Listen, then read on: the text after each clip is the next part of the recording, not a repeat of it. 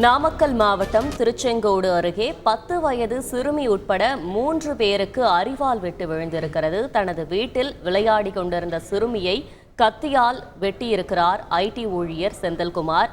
குழந்தையின் சத்தம் கேட்டு தடுக்க வந்த பக்கத்து வீட்டை சேர்ந்த தங்கராசு முத்துவேலுக்கும் அரிவாளால் வெட்டு விழுந்திருக்கிறது. போலீஸ் விசாரணையில் செந்தில்குமார் மனநலம் பாதிக்கப்பட்டு சிகிச்சை பெற்று வருவதாக தகவல் வெளியாகியிருக்கிறது. இது பற்றின கூடுதல் விவரங்களை செய்தியாளர் யவனச்சோழன் வழங்கிட கேட்கலாம்.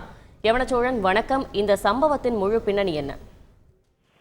வணக்கம்.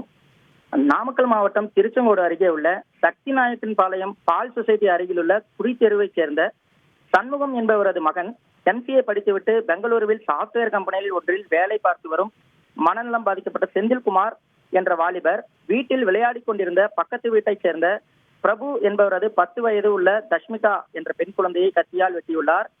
குழந்தையின் கதறல் சத்தம் கேட்ட செந்தில்குமாரின் தாயார் சம்பூரணம் ஓடி வந்து சத்தம் போடவே அக்கம் பக்கத்தில் இருந்த தங்கராசு மற்றும் முத்துவேல் ஆகியோர் செந்தில்குமாரை பிடிக்க ஓடி வந்த போது அவர்களையும் கத்தியால் தாக்கியதில் பெண் குழந்தை தக்ஷிதா உயிருக்கு ஆபத்தான நிலையில் விவேகானந்தா மருத்துவமனையில் அனுமதிக்கப்பட்டு மேல் சிகிச்சைக்காக சேலம் அரசு மருத்துவமனைக்கு அனுப்பி வைக்கப்பட்டுள்ளார். படுகாயமடைந்த தங்கராசு முத்துவேல் ஆகியோர் திருச்செங்கோடு அரசு மருத்துவமனையில் சிகிச்சைக்காக அனுமதிக்கப்பட்டுள்ளனர். ஊரக போலீசார் சம்பவம் குறித்து வழக்கு பதிவு செய்து விசாரணை மேற்கொண்டு வருகின்றனர். மேலும் செந்தில்குமார் பல ஆண்டுகளாக மனநலம் பாதிக்கப்பட்ட நிலையில் இருந்து சிகிச்சைக்கு பின் ஓரளவு தேறி வந்ததாகவும் கடந்த 3 மாதங்களாக பைக் ஒன்று சம்பந்தமாக குடும்பத்தினருடன் ஏற்பட்ட தகராறு காரணமாக மீண்டும் மனநலம் பாதிக்கப்பட்டு வேலைக்கு செல்லாமல் வீட்டில் அறையிலேயே யாருடனும் பேசாமல் இருந்து வந்துள்ளார். இந்த நிலையில் வீட்டில் விளையாடி கொண்டிருந்த 4 பெண் குழந்தைகளில் சோபாவில் அமர்ந்திருந்த தஷ்மிதாவை மட்டும் லேப்டாப் கம்ப்யூட்டர் வைத்திருந்த மேஜையின் அடியில் மறைத்து வைத்திருந்த கத்தியை எடுத்து கழுத்தில் வெட்டியுள்ளார். தடுக்க வந்தவர்களையும் கத்தியால் வெட்டியதில் அனைவரும் படுகாயமடைந்துள்ளனர். இந்த சம்பவம் சக்திநாயக்கன் பாளையம் பகுதியில் பெரும் பரபரப்பை ஏற்படுத்தியுள்ளது.